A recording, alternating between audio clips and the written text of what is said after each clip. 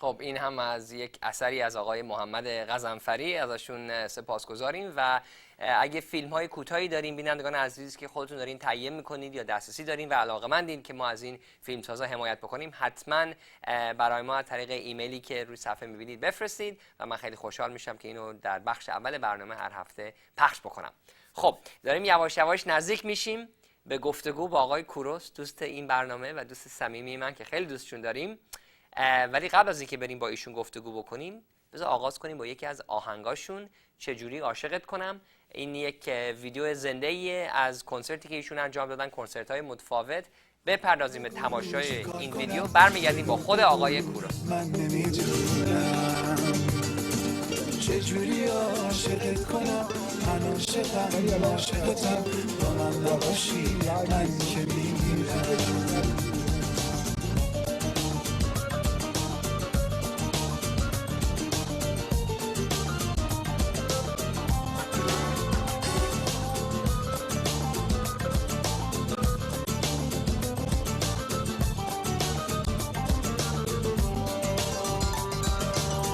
شبی که من تو رو دیدم خواب ندارم ای دختر، تا صبح از عشقت میزنم پر.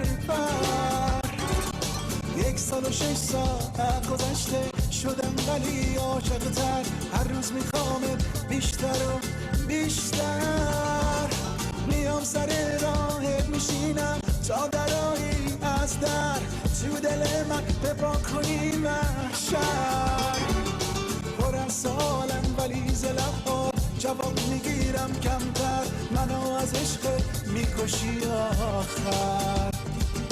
چجوری عاشقت کنم، خودت بگو چی کار کنم، بگو من نمیدونم. چجوری عاشقت کنم، من عاشقم عاشقتم، با من نباشی من که میرم.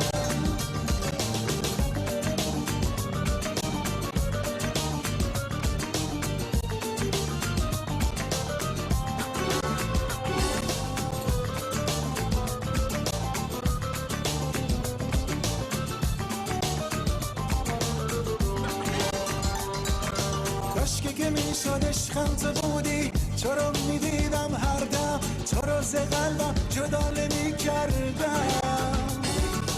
اگه بشیشم خونه من تو این شبای سردم، دور تو مثل پروانه میگردم. چجوری عاشقت کنم، خودت بگو چی کار کنم، بگو من نمیدونم. چجوری عاشقت کنم، من عاشقم عاشقتم، با من نباشی من که میرم.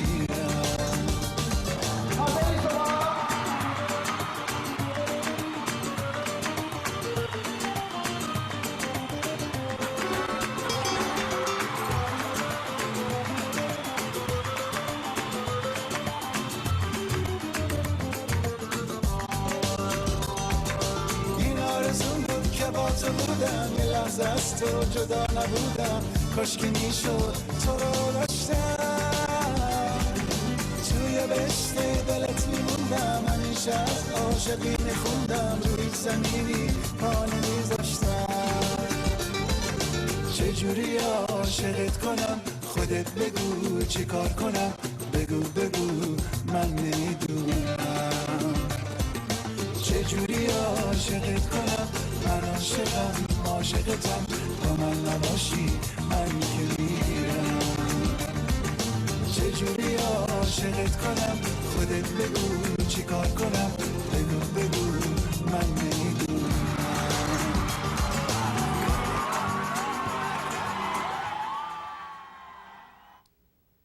عالی عالی. پس بذار یه دستی بزنم و یه درود ویژه‌ای بفرستم خدمت آقای کوروس. کوروش جان درود بر تو، خوش آمدی عزیزم. درود فراوان عزیزم، مرداد قربونت برم. درودی فراوان به بینندگان عزیزمون که در نزدیکی‌های عید فرصت پیش اومده باهاتون یه گپی بزنم. خیلی خوشحالم از این فرصت. قربونت برم. ما هیچ وقت این فرصت رو از دست نمیدیم، هر سال یه جوری بالاخره برای هم عید میلادی و هم عید خودمون همیشه دور و بر هم شارژ میشم. هر وقت پیش شما واقعا انرژی خوب میگیرم. این دوتا تاریخ رو من در نظر دارم توی سال که حتما میس نکنم. قربونت برم. حال احوالت چطوره الان؟ یه چند ماهی با هم روبرو نشدیم. میخوام ببینم حال احوال خوبه، همه چی خوبه، به خوبی پیش میره؟ مشغول ضبط آلبوم جدیدم هستم.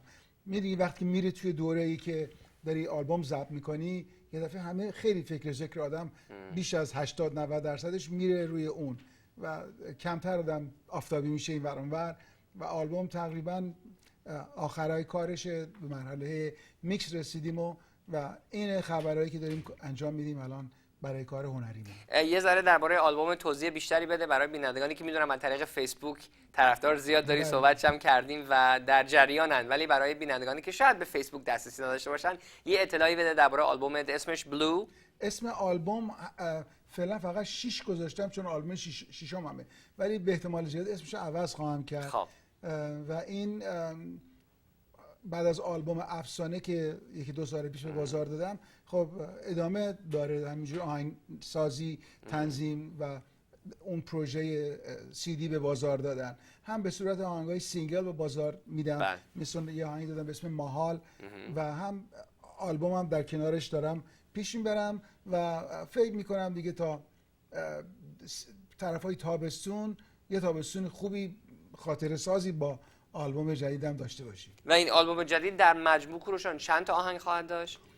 بین 8 تا 10 تا. واو. بله، بستگی داره ببینم تا اون موقع فوق‌العاده است چجوری کدوم آهنگا رو میخوایم توی آلبوم حتما باشه. بینندگانی که تمایل دارن و خواهند داشت که با این آلبوم از این آلبوم لذت ببرن، چه تفاوتی بین آهنگای این آلبوم حس میکنن با کارهای قبلیتون؟ من اصولا آهنگامو همیشه سعی میکنم و این شده جزوی عادت من، با اون یکی باید متفاوت باشه. من اگه یه آهنگی درست میکنم موفق میشه میگیره به اصطلاح، آهنگ بعدیمو نمیام دوباره همون حال هوا رو ادامه بدم چون گرفت. من میام اصلا یه جور دیگه آهنگ درست میکنم و امیدوارم که اون بگیره در اون سبک دیگه متفاوت. بعض وقتا هم نمیگیره، ولی من اینجوری طرز فکرمه. این آلبومم بیشترین سعیم هست که بازم به طور طبیعی داره اتفاق میفته، جزو عادتم شده آهنگای متفاوت داشته باشم، ولی همیشه آهنگام بیت داره، آهنگام شاده و موضوعاش هم یه موضوعایه که تو زندگیمون ربط داره، یه موضوعای خیالی اونجوری نیست که رابطه باش برقرار نشه. هر چیزه، اگه عشق، عاشقی، دوستی، دعواست، نمیدونم اختلاف، اینا همه توی آهنگای من و ترانه‌های من هست تو آلبومم. کاملا شما همه پیامات یه سبک خیلی غنی دارن و همونطور که گفتین داستانی درباره زندگی واقعی رو، یه مسئله رو میشکافن و خود شما بسیار آدم فلسفی هستین. شاید بینندگان عزیز ندونن ولی قبل از برنامه ما میشینیم با هم گفتگو میکنیم و همیشه بحث‌های و صحبت‌های فلسفی پیش میاد. امروز داشتیم درباره اون حفظ ثبات درونی و آرامش درونی رو گفتگو می‌کردیم که یه حالت زن و حالا چه از طریق مدیتیشن و حس می‌کنی که موزیک این حالت رو به شما دست میده و برای شما این حالت رو ایجاد میکنه؟ 100% موزیک برای من یه چیز خدادادیه و یک من رو صدا کرد موزیک از بچگی و من دست من نیست، من باید این کارو بکنم با خوبی‌ها و با مشکلاتش که مثل هر شغلی باهاش میاد، ولی دست آخر باید آروم باشی. من میرم این روزا هموطنانم انقدر احتیاج به آرامش دارن که تمام ترانه ها رو نگاه میکنی همشون میبینی هی کلمه ای از آرام، آرامش، آرام. یعنی من فکر نمی کنم واقعا اون آرامش اونجا هست، ولی نشون میده که چقدر تشنه آرامشن و میخوان تو زندگیشون داشته باشن، چه زندگی دوستی، عاشقانه یا خانوادگی. ولی من از بچگی علاقه به این موضوع داشتم و مطالعه میکردم این فلسفه های مختلف و چه از چیزایی که از ایران برخواسته چه اونایی که از بیرون بوده و خوبه. من فکر میکنم آدم این قدرت داشته باشه که آرامش خودشو در حتی در سخت‌ترین موقع‌ها که اتفاقای بدی داره میفته بتونه حفظ بکنه و از توش سالم بیاد بیرون. کاملا. شما الان مسئله رو پیش کشیدی که برام خیلی جالبه، گفتین که ایرانی‌ها دنبال یا هموطنان عزیز دنبال آرامش هستن. ما هم هستیم البته. همون رو می‌خواستم بگم، این شامل همه دنیا میشه همین پریشب تو اخبار گوش میکردم یه آماری که 25% مردم آمریکا تحت داروی آرامش هستن، انتای دپرسنت هستن. 25% خانم ها البته بین سن نمیدونم 18 و 40. و اصلا یه آمار وحشتناکی نشون میده که چقدر عدم آرامش روحی و روانی الان تقریبا یه حالت فراگیری پیدا کرده. 100%. ولی خب جوانای ایران الان این براشون واضح شده که اینو میدونن که زندگی بدون آرامش فایده نداره، زندگی نیست و به طور یونیورسال، به طور اعم خاص نه. میبینی حتی من به بعضی ترانه‌سران میگم آقا این لغت رو تو خود استفاده نکن، آرامش نمیخوام توش باشه. خیلی داره استفاده میشه ولی پشتش یه معنی داره. این معنی داره که واقعا احتیاج داره. ما از این استفاده میکنیم، یه وسیله‌ایه که بتونیم یه زندگی رو قشنگتر و مثبت‌تر بگذرونیم. دقیقاً درسته. من از بینندگانی که ایمیل و نامه دریافت میکنم در ارتباط با این مسئله همیشه بهشون اشاره میکنم که آرامش رو از درون باید کسب کرد. نه از بیرون. درست؟ از درون میاد و موسیقی بخشی از این مسئله است. موسیقی، من واقعا 2 قسمت موسیقی خیلی من لذت میبرم و بهش اعتیاد موزیکی دارم. یکی اجرای برنامه زنده است که واقعا اون 1 ساعت، نیم ساعت، 2 ساعتی که آدم روی صحنه است، پشتش 30 سال زحمت اون 1 ساعت روی استیجه، پشتش ساعت‌ها کاره. کاملا. و اون قسمتی که دارم آهنگا رو میسازم و میرم توی فضای ناشناخته که نمیدونم این آهنگ چجوری در میاد، چی میشه، ولی خودمون رو ول میکنیم تو اون فضا، تو اون صداها و اون ورش یه آهنگی ساخته میشه و طبقه نقشه های پلان های و این خیلی احتیاج به آرامش داره. شما نمیتونید عصبانی باشید یا آهنگای عصبانی درست میکنه. خب اون سبک هم هست البته. یه مدت اومد همه فوش میداد. اونم اقلا فوش نده، خود آرامتر بگو. من و شما الان تو استودیو بسیار آرامیم، ولی اجازه میدی بریم یه ذره آرامش بیشتر کسب بکنیم با یکی از آهنگای بسیار زیبا و دلنشینت به نام چای چای. با ما باشید. یه چای با هم بزنیم.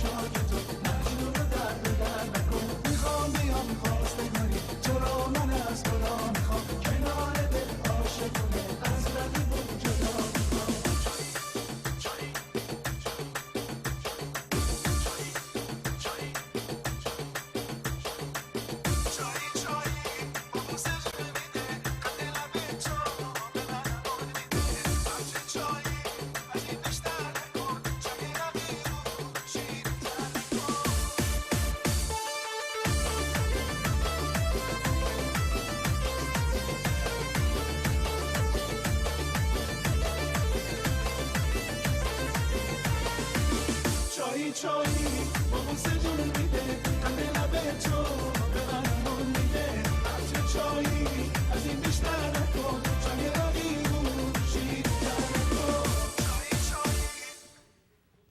عالی، فوق‌العاده بود. چایی با کوروش- بوسه جون میده. کوروشان یه درخواست ازت دارم. چی هستن؟ این ویدیو رو اگه یه روزی این آهنگو میدونم که دوست داری عوض کنی سبکش، همونطور که با عشق مسموم این کارو کردی، درسته؟ بله. اگه که یه روزی این آهنگو عوض کردی و ویدیوشو تهیه کردی، یه لطف کن برای من یه چایی تو این ویدیو بخور. چون اصلا من همش میگم کوروشان پس کی میخواد چایی رو بخوره؟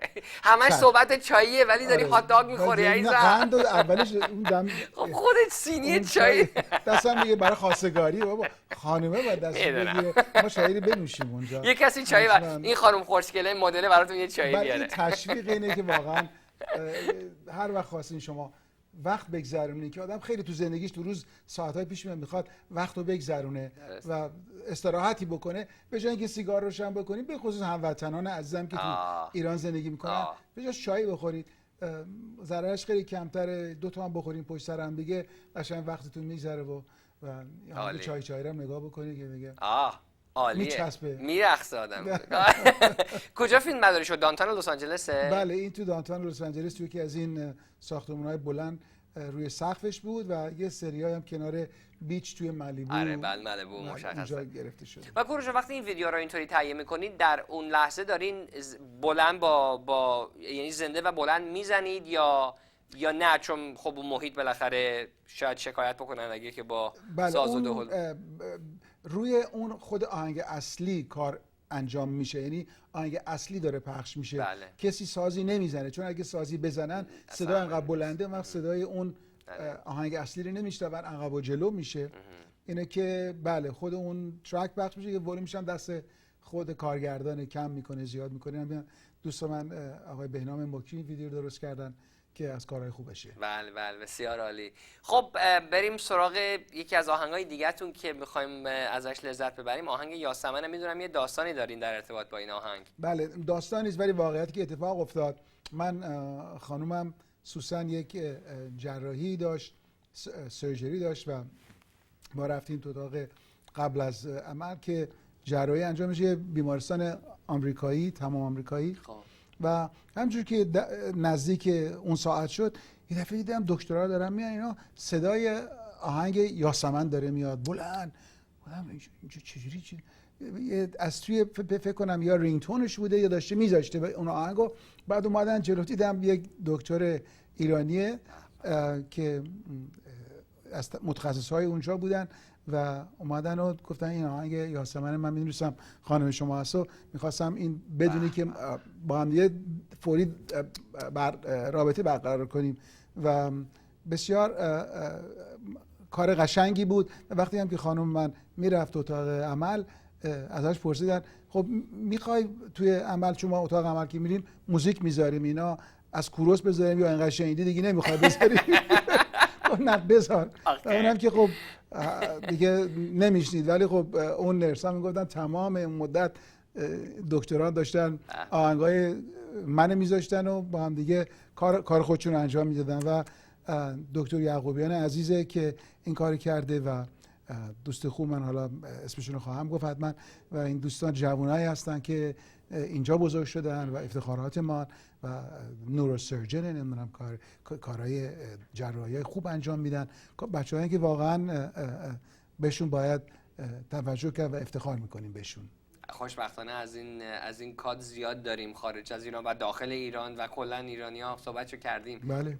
از جمله خود شما. نشسته اینجا. قربونش برم. بله، من مطمئنم بچه‌ها دوستان میدونن که هاستشون مجری این برنامه کیه، ولی به هر حال مرداد واقعا یکی از بچه‌هاییه که در عینه که خیلی خاکیه ولی بسیار بسیار پره و لذت داره با صحبت کردن با تو. قربونت برم، خیلی دوست دارم. مرسی. خب پس بریم یه ذره بیشتر آرامش کسب بکنیم و این آهنگ بسیار بسیار دلخواه کوروش رو تماشا کنیم، گوش کنیم به نام یاسمن.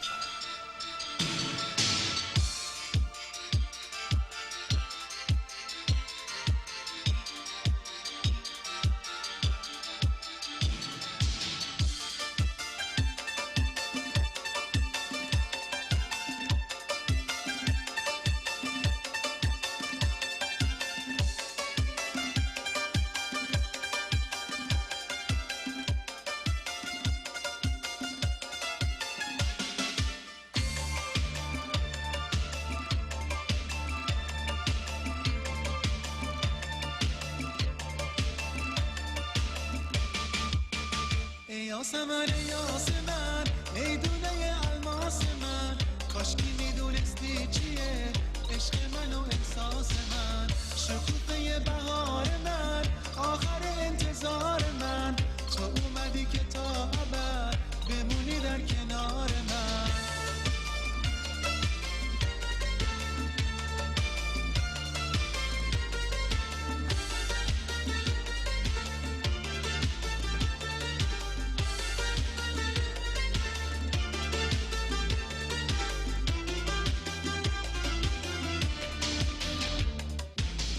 یاسی جون وقتی میاد صدای تو، میپیچه صدای خنده های تو، دل من تو سینه پر میزنه که بیاد بیفته زیر پای تو. یاسی جون قربون اون قد و بالات، یاسی جون فدای اون ناز و عدات، غم و غصه هامو از من میگیره وقتی که خنده میشینه رو لبات.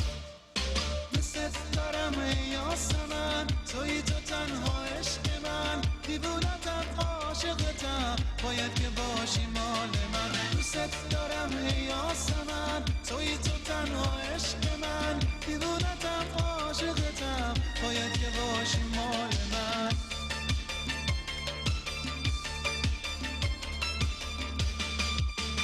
ای یاسمن ای یاسمن ای دونه الماس من، کاشکی میدونستی چیه عشق من و احساس من.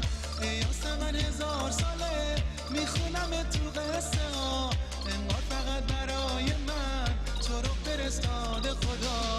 یاسی جون مثل گل یاستنه، قربون زلفای مثل خرمنت، یاسی جون حتی حسودی میکنم به گل لاله روی پیرهنت.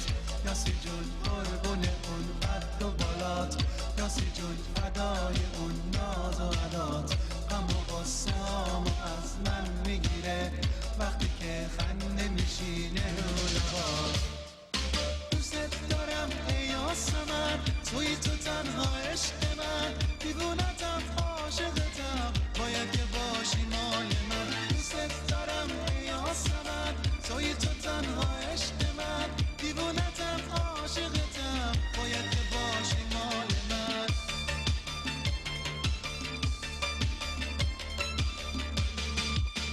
ای یاسمن ای یاسمن ای دونه الماس من، کاشکی میدونستی چیه عشق من و احساس من. ای یاسمن هزار ساله میخونم تو قصه ها، انگار فقط برای من تو رو فرستاده خدا. یاسی جون مثل گل یاستنه، قربون زلفای مثل خرمنت، یاسی جون حتی حسودی میکنم به گل لاله روی پیرهنت. یاسی جون قربون اون قد و بالات، یاسی جون فدای اون ناز و عدات، غم و غصه هامو از من میگیره وقتی که خنده میشینه رو لبات. دوست دارم ای یاسمن، توی تو تنها عشق من، دیوونتم عاشقتم باید که باشی مال من. دوست دارم ای یاسمن، توی تو تنها عشق من، دیوونتم عاشقتم باید که باشی مال من.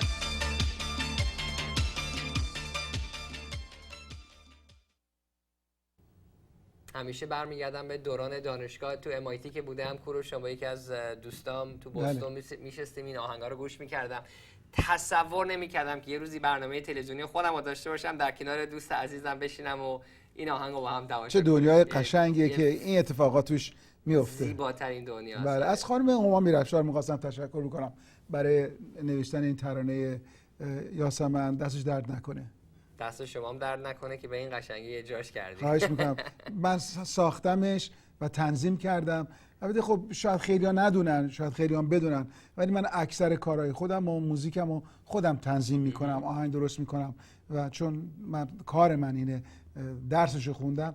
ولی خب تنظیم یه چیزیه که تکنیکیه خورده و نمیاد به مثلا خواننده شاید اونقدر تکنیکو بشناسه، ولی من دنبالش هستم و بودم و و این آهنگ یاسمن هم یکی از اون کارهای تنظیم‌های خود منه. شما فارغ التحصیل کوروشان، فارغ التحصیل دانشگاه برکلی اسکول اف میوزیک تو بوستونن که یکی از بهترین و تاپ ترین دانشگاه‌های موسیقی در آمریکا و در دنیا واقعا میشه گفت.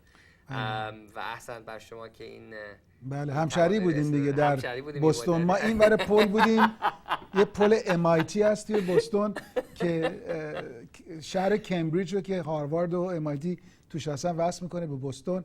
ما این ور ما برکلی بودیم، این پل که میگفتیم اون ور MIT بود. ایشون اونجا بودن، ما این ور رودخونه چارلز ریور بینمون بود. در ضمن امسال برمیگردم به بوستون برای ریونینمون. چه خوب. برنامه‌ای داری اونجا باشی؟ تابستون اگه با حتما بهم بگو. تابستون زیاد بوستونی نیستم ولی میدونم چی میگی. خیلی هوا وحشتناکه، رطوبت مرطوب و آره، فوق‌العاده.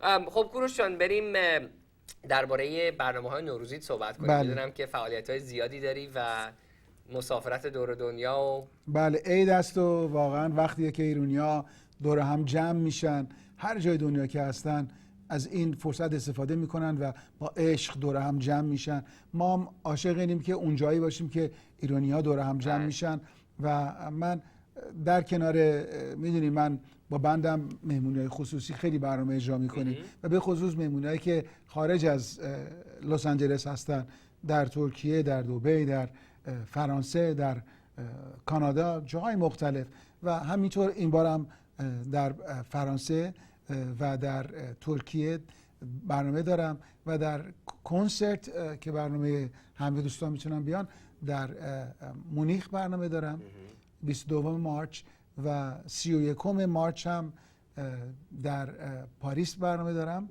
و 13 مارچ هم که شنبه میشه 13 آوریل در آلمان در فرانکفورت خواهیم بود. پس متاسفانه در کنار ما نیستیم، برای اینجا نیستیم دیگه. برای خود تحویل سال تحویل بله متاسفانه باید از طریق تلویزیون از قبل با هم یه چیز ضبط بکنیم و حتما این کارو خواهیم کرد. چه روزی از لس آنجلس خارج میشین؟ من اوایل مارچ میشه. اوایل مارچ میشه که میریم و برای این برنامه و اون برنامه مونیخمون هنرمند خیلی خوب، دوست خوبم خانم هلن هم با ما هستن. بله بسیار عالی. برنامه فوق العاده خواهد بود. بله شاد و عید دیگه باید شاد باشه خودت دیگه. شاد و خوب عالی و خوب. حالا یه آهنگ عاشقانه هم اونجا میخونیم، بالاخره عشق چیزیه که حتی دردش هم خوبه، ولی خب برنامه شاد و مناسب عید خواهد بود. فوق العاده. خب کوروش جان بریم از آهنگ بعدی لذت ببریم. یکی از آهنگای دلخواه شخص من، آهنگ تاپ مثل خودت که تاپی. قربونت، صدای قلبمه. قربونت برم. انگار یارم داره میاد به جونم آتیش میزنه، ناز میکنه خیلی زیاد.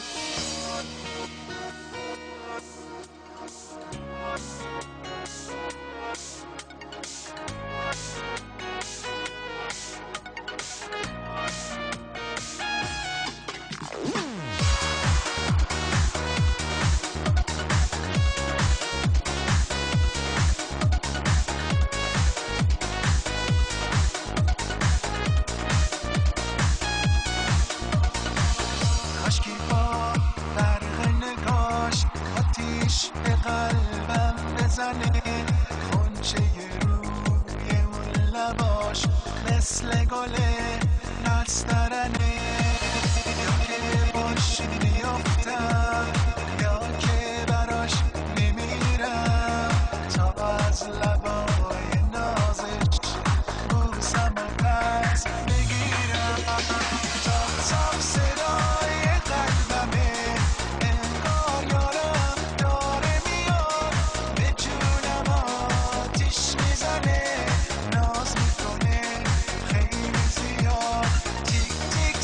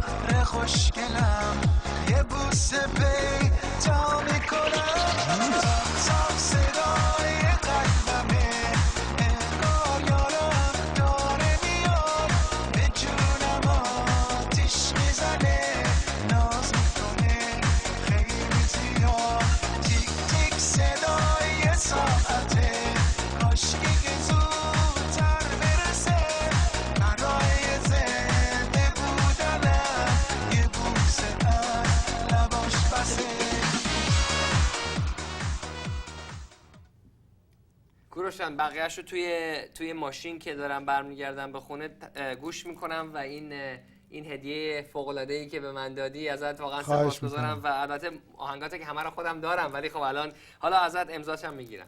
امضا دیگه به این دست نمیذارم. قربونه برم، سپاسگزارم ازت. کوروشان آهنگایی که الان آلبوم بعدی که داری میدی بیرون گفتی که هم به سبک سینگل و هم توی آلبوم میدی بیرون. اولین سینگلش رو کی ما میتونیم بشنویم؟ بله اولیش آهنگ محال بود که سینگل بود، آهنگ آرومی بود که همه ساز آکوستیک بود و بله خیلی خیلی هم آهنگ من دوست دارم، آهنگ بسیار قشنگ و پرمعنیه. آهنگ بعدی اسمش هست آبی که این الان مشغول ضبط ویدیوش هستیم. این دوتا سینگل های هستن که یه سینگل دیگه هم میدم بعد آلبوم میدم بیرون. یعنی این برنامه‌ای که داریم اینه که 3 تا تک آهنگ بدم بعد با سومی آلبوم بیاد بیرون. خود آهنگ آبی رو در کنسرت هایی که میذاری اجرا میکنید یا نه؟ نه، قبل از اینکه آهنگ بیاد بیرون تجربه من نشون میده که کار نمیکنه، باید آشنا باشن به اون آهنگ، اگه نباشن بهترین آهنگ دنیا رو من خودم هتل کالیفرنیا اولین بار زنده شنیدم، ایگلز میخوندن، هنوز آلبوم در نیامده بود، گفتم این چی بود؟ جدی میگی؟ والا اونجا آره گفتن اونجا ببین چه آهنگ قشنگ، من گفتم این چی بود اینا زدن، چه نباید میزدن. بله آشنا باید این خیلی مهم، برای همینه بله آهنگ باید بیاد بیرون و آشنا بشن. ولی آهنگای شما خیلی گیران. شما الان من اولین باری که تاپ شنیدم یا چایی شنیدم همون آن دوست داشتم. همه آهنگات واقعا بله. میگم خب آهنگای شما خیلی گیران. لایو میدونین فرق مرسی لطف داری تو. ولی آدم وقت تو ماشین گوش میده خودش بیشتر توجه میکنه میگیره، ولی یه کنسرتی که 10,000 نفر توشن و اونا دارن میزنن اینا، آدم به اون چیز اون تمرکزش اونقدر قوی نیست که بگیره این که چی بود اینا. به هر حال هر موقع آهنگ خوب رو اجرا بکنی خوب موقعیه، فرق نمیکنه. کوروش متاسفانه رسیدیم به پایان برنامه، ولی قبل از اینکه خداحافظی بکنیم با یکی از آهنگای خیلی خیلی زیبات که ساخت اواسط دهه 90 بود، بله. عید نوروز، یه داستانی داره درباره خود ترانه‌اش، یه ذره توضیح بده. بله این جالبیش اینه که اون موقع که این آهنگ درست شد که من ساختم این آهنگو، یک دختر خانم 12-13 ساله از ایران برای من این ترانه رو فرستادن و انقدر این گیرا و خانا بود که من همجور که نگه داشتم ترانه رو نگاه میکردم آهنگش هم اینجوری اومد از اول تا آخر و این خیلی فرصتیه که کم پیش میاد، ولی ببینید چقدر با استعداد بود این دختر خانم که در اون سن تونسته بود همچین ریتم آهنگی رو تو این ترانه بذاره و این آهنگو که تقدیمی من به همه هموطنانم در هر جا که همه اونا که عید نوروز رو جشن میگیرن، چه ایرانی چه غیر از ایرانی، همشون واقعا بهار خوبی داشته باشید و ما انشالله در این شهر که هستیم شما رو جای شما رو خالی میکنیم و دوستان رو میبینیم در اونجا و بعدم من در ماه وسطای مارچ برای خود عیدم در دبی خواهم بود. بسیار عالی. کوروش جان قربونت برم. مرسی. فعلا خداحافظی میکنم. فعلا و به زودی دوباره حتما همون به زودی میبینیم و از توی استودیو با بینندگان عزیز این برنامه هم خداحافظی میکنیم. خیلی هفته خوبی رو داشته باشید. امیدوارم که هر جا که هستید خوب و خوش باشید و شما رو به خدا میسپارم. با آهنگ آقای کوروش عید به شما خداحافظی میکنم. نور شد خنده نشست رو لبها، چشم حسودا کور شد، آخه بر میزنه شاپرک، خبر میده قاصدک، بهار اومد دوباره، عید اومده دوباره.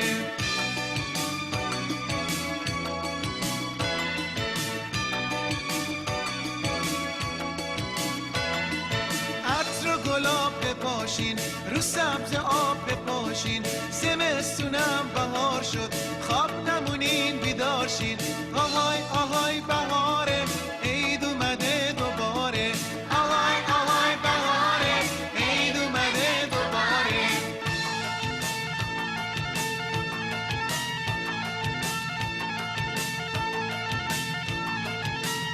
شبای پر ستاره، ابرای باره باره، شکوفه های زیبا، خوشگل و رنگ بارنگه، بهار نارسیده با غم‌هامون می‌جنگه، نسیم دل شب یاد آدم میاره آی آی بهار